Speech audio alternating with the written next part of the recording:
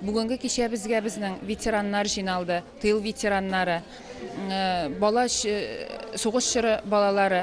Оларға бүгін біз өзіміздің рәхмәт сүзләребезне тагын бір хат әйтергә дип әзерләндек. Сугыш һәм хезмәт батырлары иң олысына 94, иң кечесенә 83. Аларның колаклары начар ишетсә дә, күңелләре шат, күзләрендә яшәү чаткысы.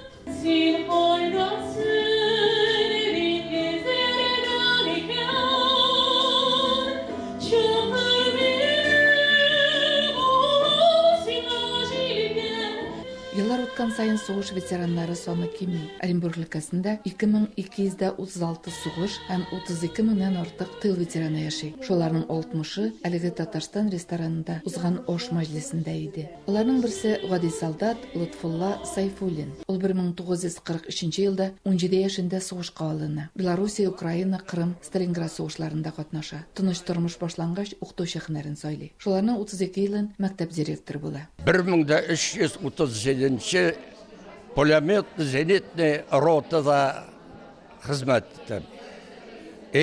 Сугышларның берсендә кантужин булдым.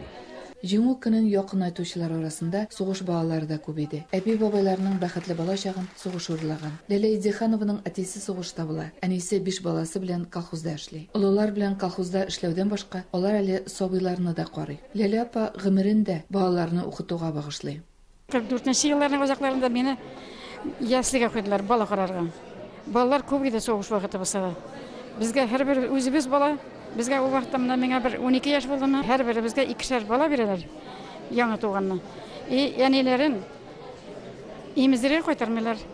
2 баланы шәди күтәреп кырга барабыз. Әбеткә илә хәтле бер барып кайтабыз, илә тагын бер барып бәбиләрне имезеп кайтабыз. Шайтып эшләргә туры килде. Бийек җиңүнең 70 еллыгына багышланган кичә татар коллективларының чыгышлары белән үрелеп барды. Оренбургның Тургай фольклор халык ансамбле һәм талантлы яшь җырчылар сугыш җыры, татар халык җырларын башкарса, биючеләр дә ветераннарны яшьлекләренә алып кайтты.